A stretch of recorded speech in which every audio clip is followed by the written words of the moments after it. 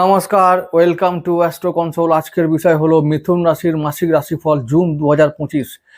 এই মাসটা কেমন যাবে মিথুনের জন্য আজকে আলোচনা করব।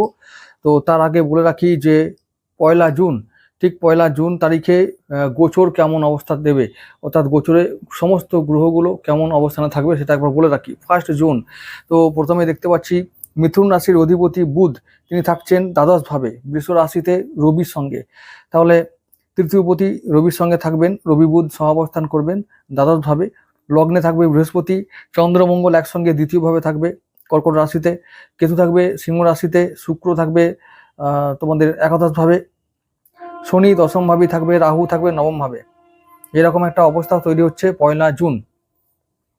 ঠিক 15 জুন চলে যাব। 15 জুনে হবে রবি বুধ বৃহস্পতি একসঙ্গে থাকবে লগ্নেই, শুক্র দশমে, শুক্র একাদশে থাকবে, শনি থাকবে দশমে, রাহু থাকবে নবমে, মঙ্গল কেতু একসঙ্গে সহাবস্থান করবে তোমাদের তৃতীয়ভাবে।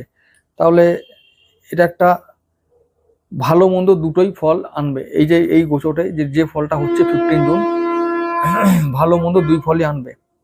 30 জুন একটু পরিবর্তন হবে, মঙ্গল কেতু চন্দ্র একসঙ্গে থাকবে, বুধ চলে আসবে লগ্নপতি, বুধ চলে আসবে দ্বিতীয়ভাবে মানে কর্কট রাশিতে, রবি আর বৃহস্পতি সেদিনও থাকবে মিথুন রাশিতে, শুক্র একটু চলে আসবে এদিকে তোমাদের দ্বাদশভাবে, আর শনি দশমে, রাহু সেই নবমে থাকবে। তো পরিবর্তন এই মাসে অনেকটাই হবে। তোমাদের লগ্নপতি বুধ দেব 6ই জুন রাশি পরিবর্তন করে চলে যাবে মেষ থেকে বৃষ রাশিতে, আর মঙ্গলদেব রাশি পরিবর্তন করবে 7ই জুন কর্কট থেকে চলে যাবে সিংহ রাশিতে। তাহলে এর প্রভাবটা কিন্তু ভালোই পড়বে। আর একেবারে শেষের দিকে, মাসের শেষের দিকে মানে 30 তারিখে শুক্র চলবে তোমার হচ্ছে যে তোমাদের দ্বাদশভাবে আসবে। তাহলে রাশি পরিবর্তনের যে এফেক্ট, বিশেষ করে মঙ্গল ও বুধের যে এফেক্টটা, সেটা কিন্তু তোমাদের উপরে এই মাসে বেশি করে পড়বে। শুক্রেরটা অনেক কম পড়বে, কারণ সেটা মাসের শেষের দিকে হবে, তাই সেটা নিয়ে চিন্তা নেই। এবারে আমি রাশিফল আলোচনা করব যে কিরকম যাবে সমস্ত ক্ষেত্রে, লগ্নভাব থেকে একবারে দ্বাদশ ভাব পর্যন্ত বলবো। তাহলে বুধ তোমাদের লগ্নপতি, নাম্বার 1 লগ্নপতি থাকবে দ্বাদশ ভাবে। প্রথমে থাকবে একেবারে দ্বাদশ ভাব, রবি আর বুধ একসঙ্গে সহাবস্থান করবে। তাহলে একটা যোগ তৈরি করবে, নাকি কি যোগ? রাজযোগ তৈরি করবে।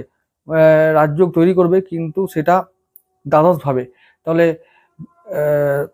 দ্বাদশ ভাবটা কি না, বিদেশ, অনেকটা দূর, প্রবাস।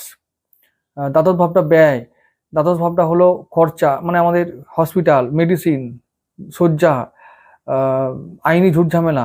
তাহলে মানে আবার ওটাও হলো আধ্যাত্মিক দিকটাও একটু